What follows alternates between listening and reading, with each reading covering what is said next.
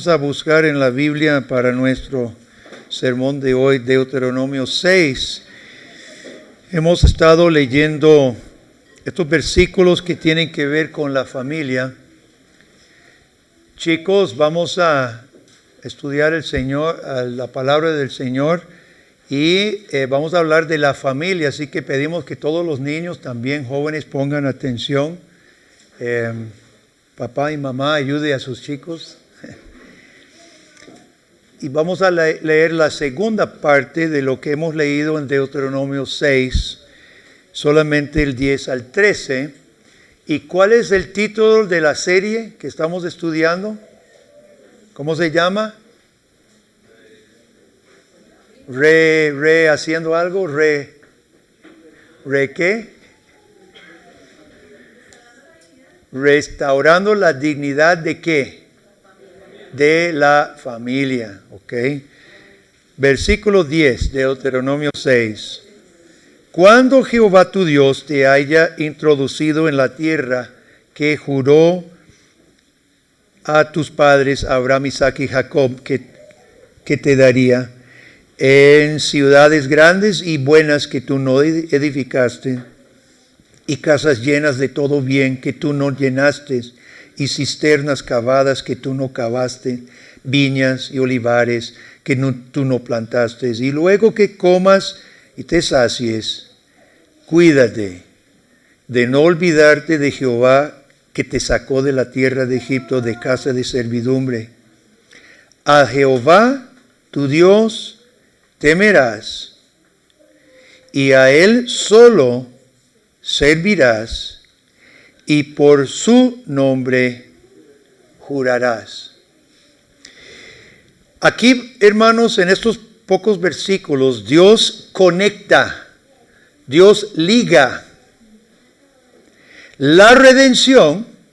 Vea que dice cuando posean la tierra, no olvide que yo los redimí. Entonces Dios conecta la redención con el resto de la vida, tanto el hogar, los versículos anteriores, estas palabras que yo les enseño hoy estarán sobre su corazón, en su casa, en la calle, etc. En el hogar, Dios liga la redención con el hogar, pero también con la vida pública. Esta frase, por su nombre jurarás, significa todas las actividades políticas. Cuando juramentan un nuevo rey o un presidente, todavía juran. Antes se juraba sobre una Biblia. Yo no sé si seguimos con esa práctica aquí en Costa Rica. Se está perdiendo, ¿verdad? Todavía en Estados Unidos por lo menos hacen el show, ¿verdad? De jurar poniendo la mano sobre la Biblia, jurando por Dios. Es decir, Dios está reclamando la vida pública, política, legal. Antes, en las cortes, los tribunales, decía el juez, levante la mano derecha, diga, prometo por Dios no decir ninguna palabra que no sea verdadera. Tampoco ya se hace hoy en nuestros tribunales. Lo que pasa aquí, hermanos, es que Dios dice, hay una tentación para la iglesia, porque esa es la iglesia del Antiguo Testamento. Hay una tentación de olvidar quién lo redimió y a quién pertenecemos.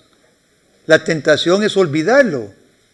La tentación es hacer lo que nos da la gana en la sociedad, no jurando por el nombre de Dios, no prometiendo en nombre de Dios. Ahora, yo estoy pidiendo a todos nosotros, hermanos, en esta serie, que nosotros intentemos hacer un análisis, una comparación con la revelación del Señor y la sociedad actual, por dos motivos. porque somos parte de la sociedad y Dios pide que nosotros seamos sal y luz en la sociedad. Pero en segundo lugar, que es algo más difícil, es esta sociedad que nos ha formado. Somos productos de los valores de nuestra sociedad. Y muchas veces, si no son acorde con la palabra de Dios, yo leo este versículo, solo por Dios jurarás.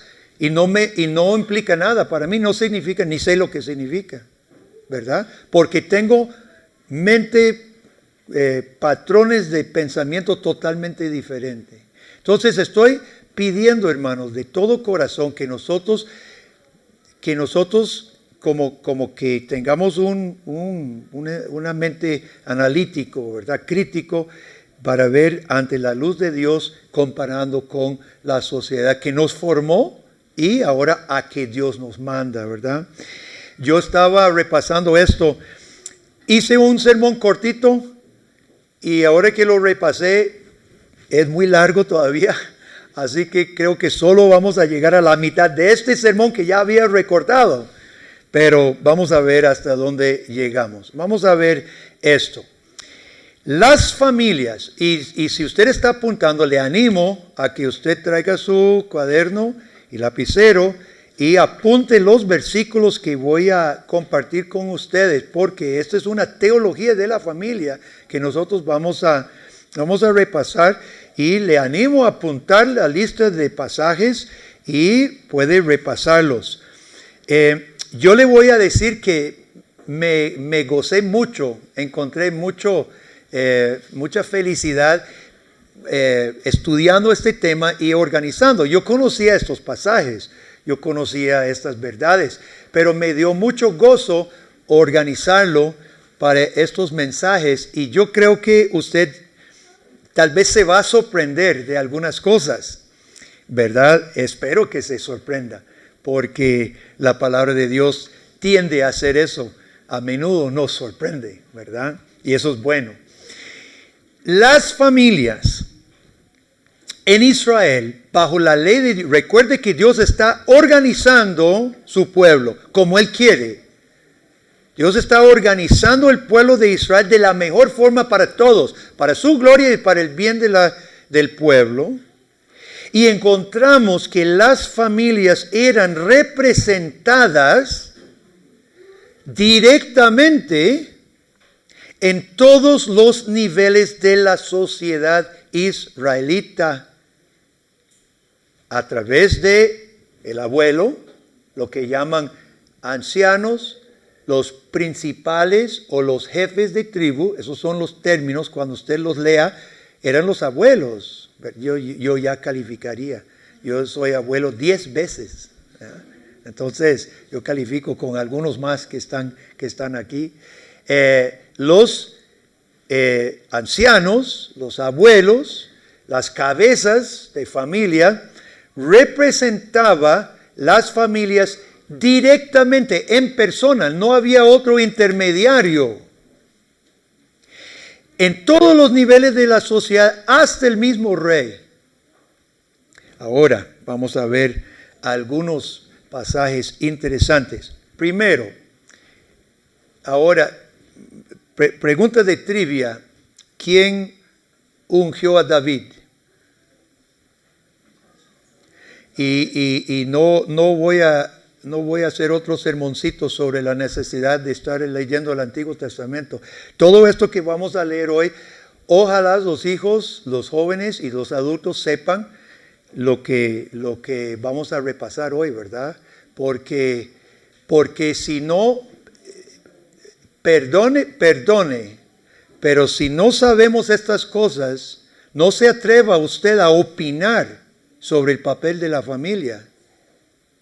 Si no sabemos todo lo que vamos a ver hoy, no se atreva a opinar lo que es bueno, lo que es malo, que la familia haga o que hagan con la familia, ¿ok?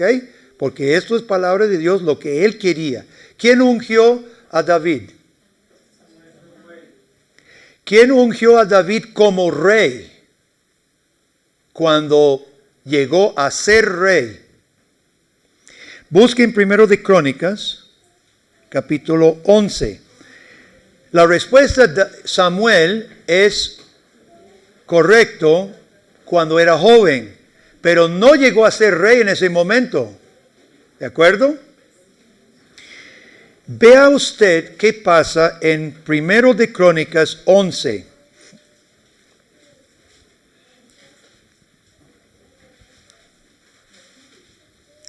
¿Lo tienen? 1 de Crónicas 11. Vayan apuntando estos versículos, hermano. Dice versículo 1, entonces todo Israel se juntó a David en Hebrón, diciendo, he aquí nosotros somos tu hueso y tu carne, y también antes de ahora, mientras Saúl reinaba, tú eras quien sacaba a la gente a Israel y la volvía a traer. También Jehová tu Dios te ha dicho, te apacentarás a mi pueblo Israel, tú serás príncipe sobre Israel mi pueblo. 3, ese es el versículo importante. Y vinieron, ¿quiénes? Todos los ancianos de Israel al rey en Hebrón. Estos eran las cabezas de familia, los ancianos, los patriarcas. Vinieron al rey en Hebrón y David hizo con ellos pacto delante de Jehová. Aquí está jurando por Dios. ¿Y qué fue el pacto que hace David con ellos? ¿Qué pacto hace? Exactamente lo que habían dicho antes, los versículos antes. Dios dijo que usted iba a ser rey. ¿Para qué? Para apacentar. Por eso el pecado de David con Betsabé fue tan trágico, porque no estaba apacentando el pueblo como buen pastor, sino abusando de un pueblo. Por eso es más triste todavía. Es triste que se abusó de una mujer, pero siendo quien era, es doblemente triste. Y aquí David, ante los ancianos, estaba todo el pueblo, una multitud, pero son los ancianos que vienen ante él. Y David hace pacto con el pueblo mediante los ancianos directamente, delante de Jehová, jurando por Dios, cumpliendo Deuteronomio, ¿verdad? Para apacentar al pueblo. Y siga leyendo. Y ungieron, estos ancianos, ungieron a David por rey sobre Israel, conforme a la palabra de Jehová por medio de Samuel. Hermanos, usted sabe que el concepto de república representativa viene de este pasaje. Principalmente los escoceses, los ingleses presbiterianos, entendiendo la voluntad de Dios para la sociedad, que el gobernador, el gobernante, el magistrado, no era autónomo ni independiente, sino debía haber habido representación del pueblo, cabezas, familia, abuelos, con el magistrado, haciendo pacto juntos ante Dios. Y vamos a ver de aquí en adelante, de forma increíble, los ancianos representan el pueblo, aboga por el pueblo, avala lo que el pueblo necesitaba. Ahora, cuando comparamos nuestra sociedad con esta, nosotros creemos que tenemos una república representativa, pero estamos muy lejos. ¿Qué cabezas de familia tienen en herencia? Serían siquiera recibidas, ¿verdad? Pero aquí nace lo que algunas constituciones, la Constitución de Estados Unidos puso, inclusive, ustedes recuerdan que en las elecciones tienen un colegio de electores, ¿se acuerda? De los electores. Eso viene de aquí. Los electores en Estados Unidos eran los ancianos, los que podían todavía abolir una elección. Fíjate, No solo los votos, sino cabezas respetadas en la sociedad, en cada estado, podía todavía anular una elección. Eso nace de aquí. Nadie sabe hoy de dónde vienen estos conceptos de los electores y quieren abolir los electores porque queremos ser todo iguales y un nivel y nada de representación. Pero Dios decía, cabezas de hogares representan el pueblo delante del rey. Inclusive el rey es ungido por el pueblo. El rey es ungido, avalado, puesto por las cabezas de hogares. Estamos hablando en esta serie de la restauración de la dignidad del hogar. Oiga usted dónde Dios coloca el hogar. Oiga usted, coloca el conjunto de hogares por encima del rey. Son los ancianos que ungen al rey. Y David no entra a gobernar hasta hacer pacto delante de Dios para apacentar. Deja bastante que pensar, hermano. Primero de Crónicas 22. Primero de Crónicas 22, David ya está viejo.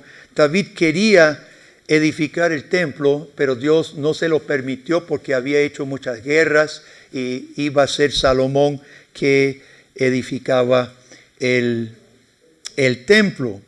Entonces David convoca a un grupo de personas antes de morir para decirles, recuerda que David reunió todos los materiales, ¿verdad? Los amontonó piedra y madera y instrumentos musicales. David dedicó su vida y todo su dinero a alistar el templo. Él dejó todo amontonado en bodegas, listo para que al morir Salomón pudiera levantar. David quería levantar ese templo, Dios no se lo dejó, pero él hizo todo lo que pudiera, ¿verdad?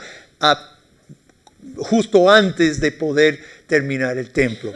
Ahora, al morir, fíjese a quién David convoca. Versículo 17, primero de Crónicas 22.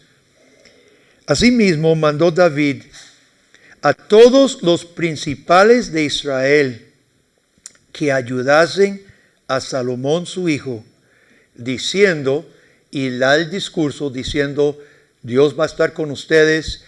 Esencialmente estos principales son las cabezas de las tribus, igual, ancianos en Israel.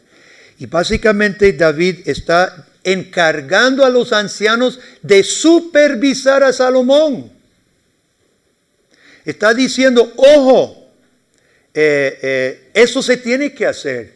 Me imagino que está implícito que si Salomón no cumple, que intervengan, ¿verdad? Está diciendo, esto se tiene que levantar. ¿Y encarga a quiénes? No lo dice solamente a Salomón, me imagino que se lo dijo muchas veces. Pero David no se contenta con solo decirle a Salomón, encarga a los hogares, a los representantes de los hogares de Israel, los principales, a que velen, a que vigilen a Salomón.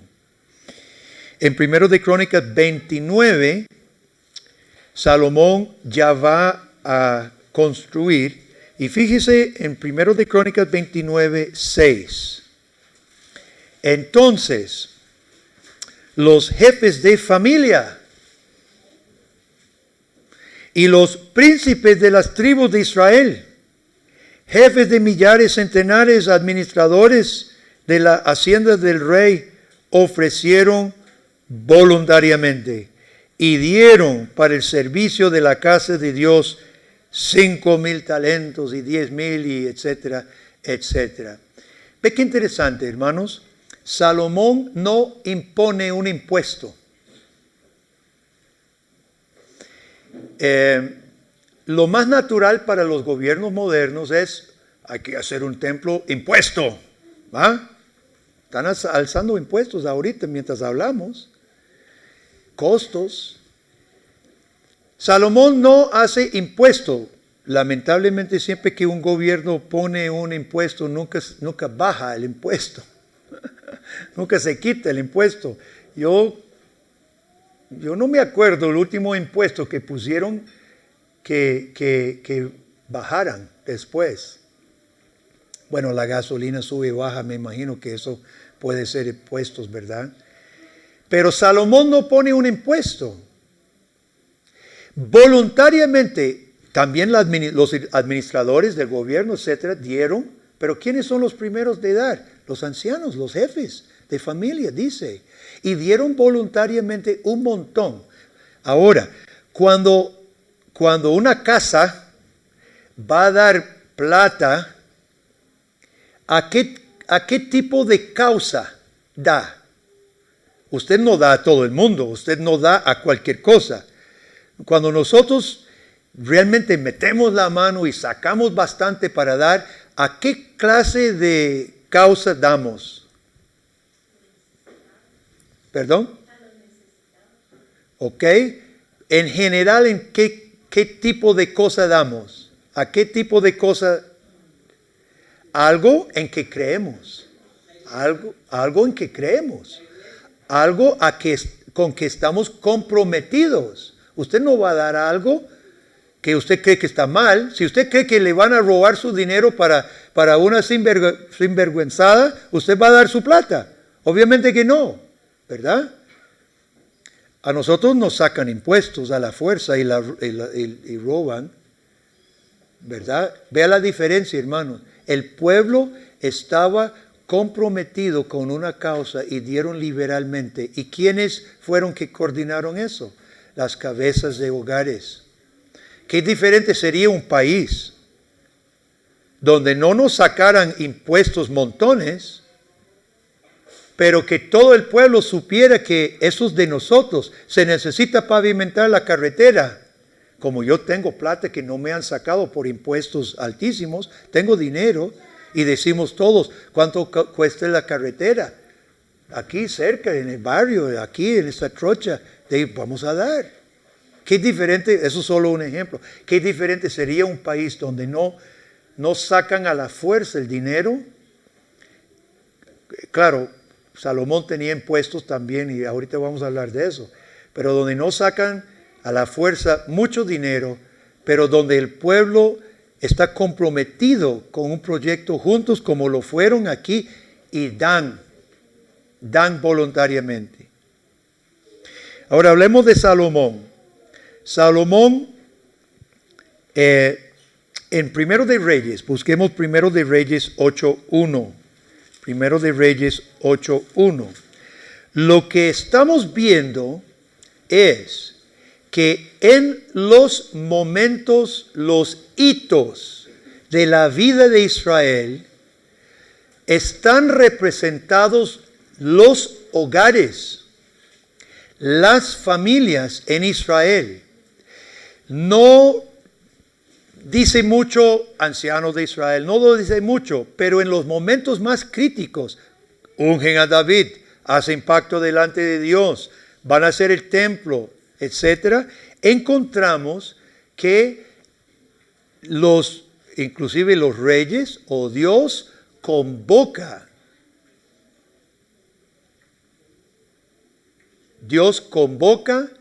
a las familias representadas por los jefes de hogar. Ya llegó el momento en que Salomón va a pasar el arca al templo. Entonces, este es un momento muy importante en la vida religiosa de Israel. La primera vez que movieron el arca fue desastroso, porque lo pusieron en una carreta y él sostuvo el arca. ¿Se acuerdan, chicos? Todos los chicos recuerdan la historia, ¿verdad? ¿Qué pasó cuando Usa porque se iba a ir al suelo y Usa tocó el arca? ¿Qué pasó? Murió. Como todos los padres están instruyendo a sus hijos en el Antiguo Testamento, yo sé que todos se saben estas historias, ¿verdad? Amén. ¿Cómo? Amén. La segunda vez trasladó el arca a Jerusalén, David, ya como Dios mandó, al hombro. Ahora Salomón va a pasar de donde estaba guardada el arca al templo. Y lea Primero de Reyes 8:1.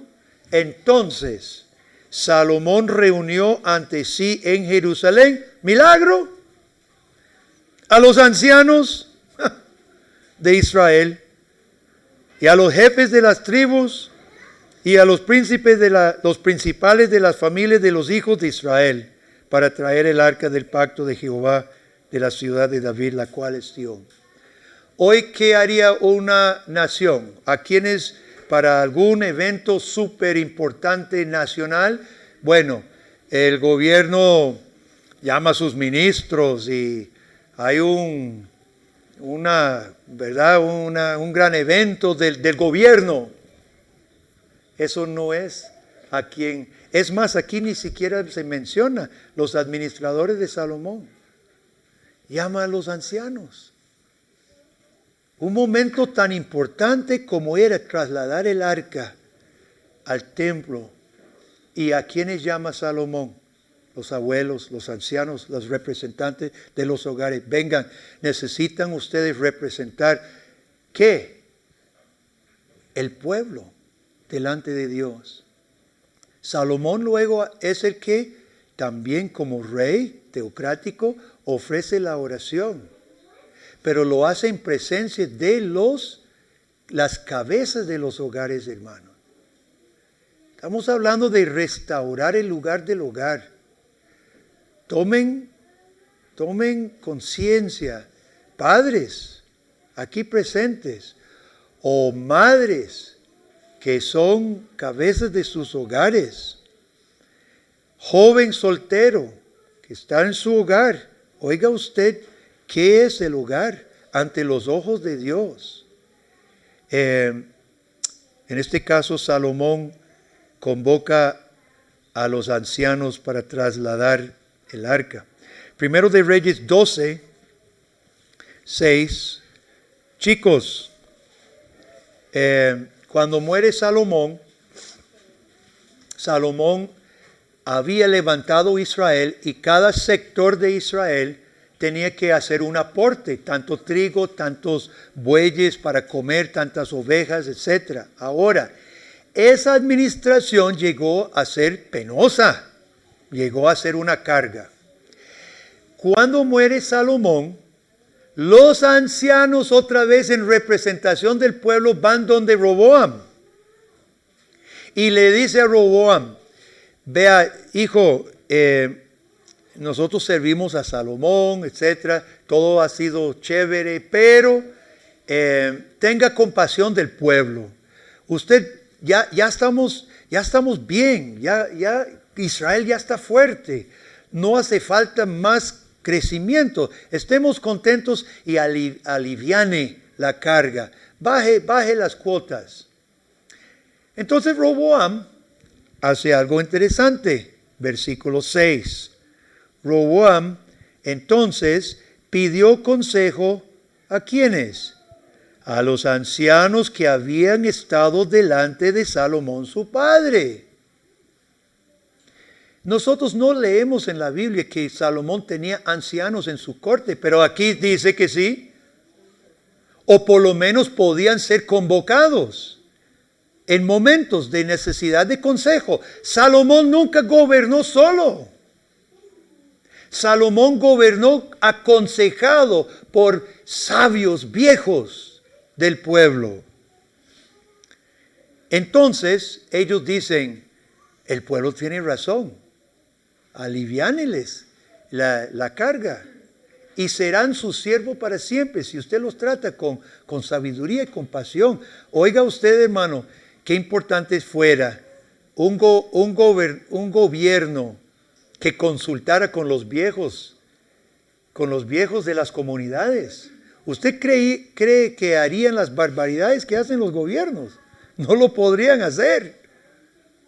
¿Usted cree que atropellan gente con caballos como acaba de hacer Trudeau? Jamás, no podrían si fueran aconsejados por ancianos. Pero Roboam era joven y tonto. Entonces dice a los jóvenes que se criaron con él, ¿ustedes qué dicen?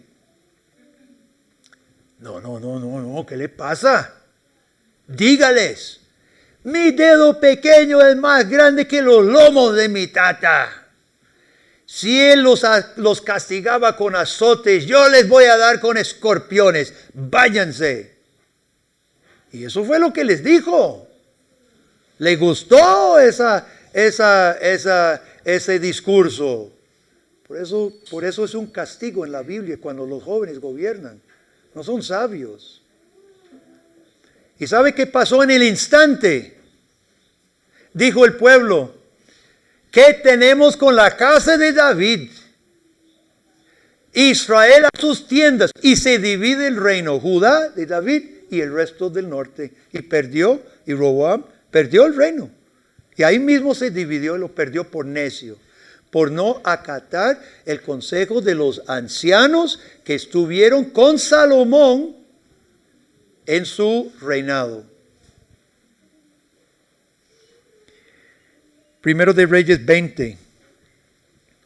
Se lo voy a contar, nada más puede apuntar, hermanos. Primero de Reyes 27. Acab es rey.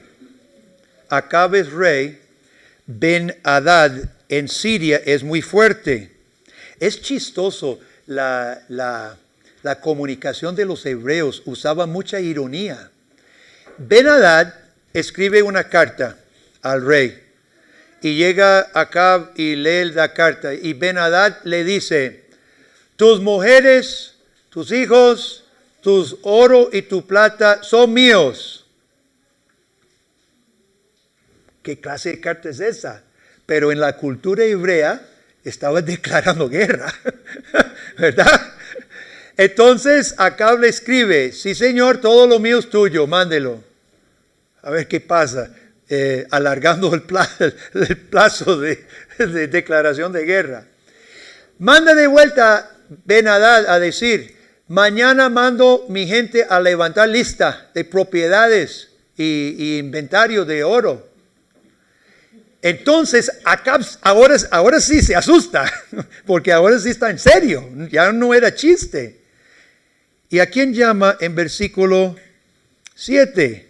Capítulo 20, versículo 7. Acab, entonces, siempre esos entonces son consecuentes, ¿verdad? ¿Qué es lo que pasa? Entonces, el rey de Israel llamó a todos los ancianos del país, a todos. Esto fue ya un consejo masivo, ¿verdad? Y les dijo, entended y ved ahora cómo no busca sino mal. ¿A quién invoca Acab? Acab no era muy sabio, Acab era bastante pagano. Sin embargo, es un momento de crisis. ¿Y a quién recurre Acab? A los ancianos y llama a todos. Vengan todos porque necesitan ayudarme a resolver esto. Acab invoca a los ancianos. Bueno, en ese momento Dios les libró. Pero en esta misma época, encontramos en Segundo de Reyes, capítulo 6, 32, Dios mantuvo viva la fe a través de primero Elías y ahora Eliseo.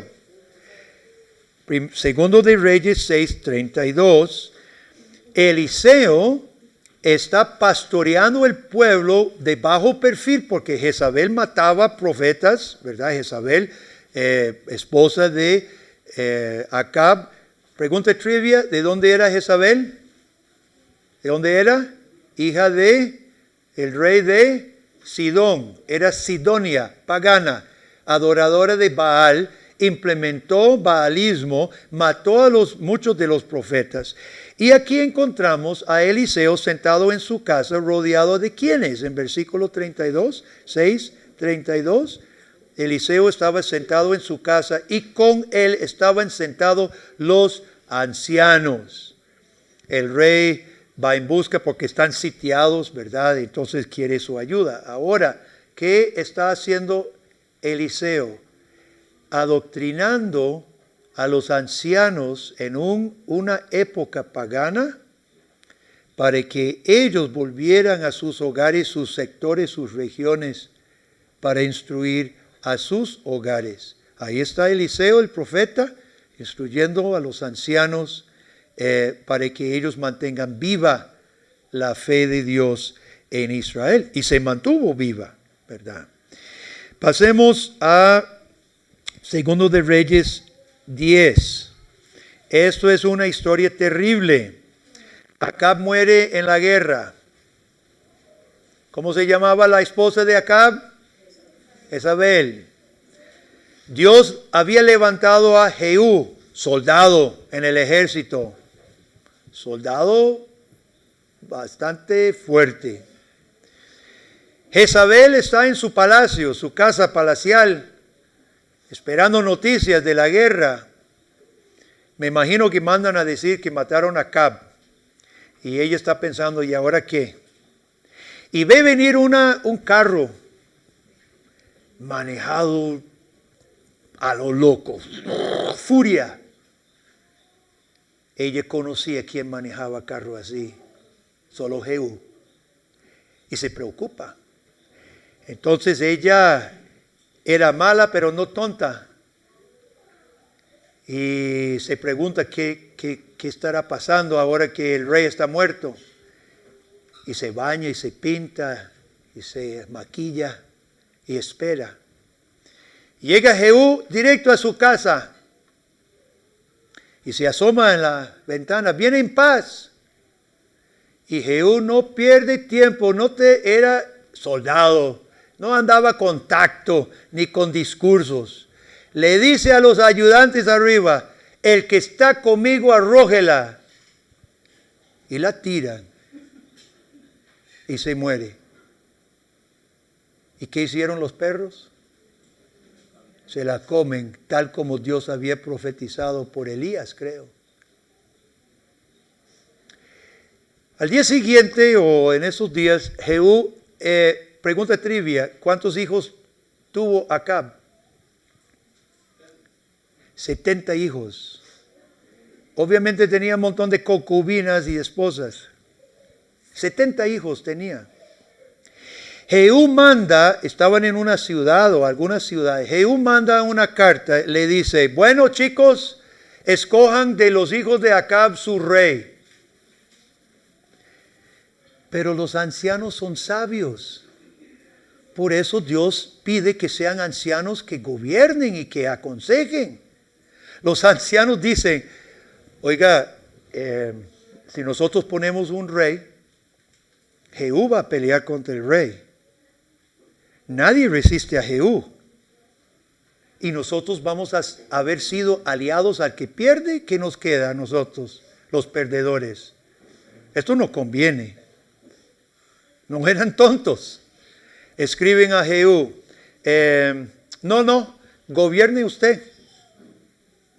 Jehú recibe la carta, dice, ¿está bien? Entonces mañana, si están conmigo, mañana quiero las 70 cabezas aquí. Y manda la carta. Y los ancianos agarraron los 70 hijos y los degollaron y mandaron las cabezas. Fíjese que los ancianos eran más que simple abuelito. El próximo domingo, que era parte de este sermón para hoy, pero no podemos.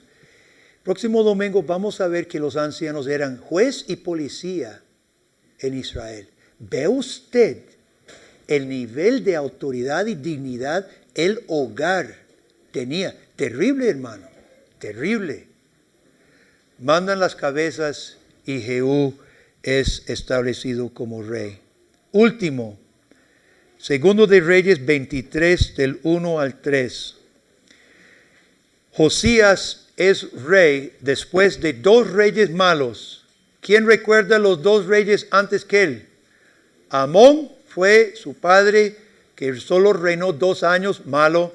Y el papá de Amón fue Manasés, el horrible, que reinó 40 años. Horrible, horrible, horrible. Al final de su vida se arrepintió, pero tan profunda era la idolatría que por Manasés fueron al exilio después, ¿verdad? Por Manasés.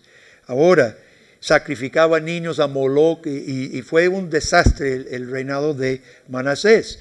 Ahora, el templo de Dios se había convertido en bodega, arruinado el templo, basura y ni siquiera usado, ¿verdad? Josías empieza a reinar ¿a cuántos años? A los 8 años. Y a los 18 años, él ya es maduro, ya es hecho un hombre y dice, y él era piadoso, ni sé cómo alguna madre, ¿verdad? Que le enseñó la verdadera fe, porque no eran sus padres. Dice, yo voy a restaurar el templo de Dios, eso está un desastre. Y manda al sacerdote a empezar a limpiar esa cosa. Y empiezan a sacar basura, y empiezan a sacar escombros, y empiezan a chanear el templo, y encuentran algo en un cuarto, un rollo. Y el sacerdote abre el rollo y va leyendo Deuteronomio, las maldiciones por desobedecer a Dios. Y vuelve el rollo y dice, oiga, hay que llevar eso al rey. Y lo llevan al rey y dice, ¿eso qué es? Oh rey, encontramos eso. Léamelo. Y empiezan a leer. Y cuando leen lo que Dios iba a hacer ante la desobediencia, que Israel estaba lleno, rasga sus vestidos y dice, búsqueme un profeta. Ni profeta había en Israel. Bueno, búsqueme una profetisa entonces. Y llaman a Hulda. Y llega y dice el rey, ¿va a pasar esto? Y ella dice, sí, va a pasar, porque Dios dijo que iba a pasar. Pero como usted rasgó sus vestidos y se arrepintió, Dios lo va a perdonar en su vida y todavía no va a pasar, pero sí va a pasar. Ahora, en ese momento, en 2 de Reyes 23, 2 de Reyes 23, 1 al 3, Josías, ¿tenemos otro entonces? Vea estos entonces qué importantes son. Entonces el rey mandó reunir ¿a quién? A todos los ancianos de Judá y Jerusalén. Subió el rey a la casa de Jehová con todos los varones de Judá y con todos los moradores de Jerusalén, y él hace una oración de arrepentimiento y un pacto delante de Dios una vez más con los ancianos del pueblo. Vamos a terminar aquí, hermano. Lo que estamos diciendo es que había lo que nosotros llamaríamos un balance de poder entre dos gobiernos en Israel. El hogar y el magistrado. Ninguno estaba por encima del otro. Había un balance. Pero ninguno podía, el magistrado no podía gobernar sin el gobierno del hogar, representado por los gobernantes. En ciertas circunstancias, el gobierno no podía actuar sin el apoyo de las cabezas de los hogares. El próximo domingo, como he dicho, seguiremos con el por qué no podían, porque qué lugar Dios les había dado como jueces y policías en Israel. Hoy, hermanos, vamos a limitarnos a esto y no tengo la conclusión a este mensaje. Pero cuando Dios restaura el hogar cristiano, hermanos, restaura la dignidad, y vamos a ver qué principios aquí se trasladan a la iglesia del Nuevo Testamento. Esto no es solo Israel. Primero, como nosotros no podemos reformar el país entero con un abrir y cerrar de ojos, vamos a empezar con nosotros. Cuando Dios a usted lo rescata, hogar, si usted es padre, abuelo, madre o soltero, cuando Dios reclama su hogar, esto es lo que Él está estableciendo en Cristo Jesús. No es cualquier cosa, no es lo que la sociedad hoy dice que es, no es lo que nuestro gobierno dice que es, que pueden hacer con nuestras casas lo que quieran con nuestros hijos, enseñarles lo que quieran, inyectarles lo que ellos quieran. Esto no es lo que Dios estableció. Nosotros necesitamos empezar humillándonos, hermanos, humillándonos, porque todo avance comienza por el perdón, el pedir perdón y ser perdonado. Y nosotros hemos cedido. Nuestros hogares no son nada comparado con lo que Dios estableció el hogar en el Antiguo Testamento. No nos damos el lugar, no nos dan ni nos damos el lugar que Dios quiere. Empecemos por nosotros. Nosotros aquí luchamos con apenas hacer devocionales. Hemos hablado. Quisiera preguntar cuántos están haciendo sus devocionales regulares diario con sus hogares. Vea, si ni siquiera instruir nuestros hogares con la palabra de Dios,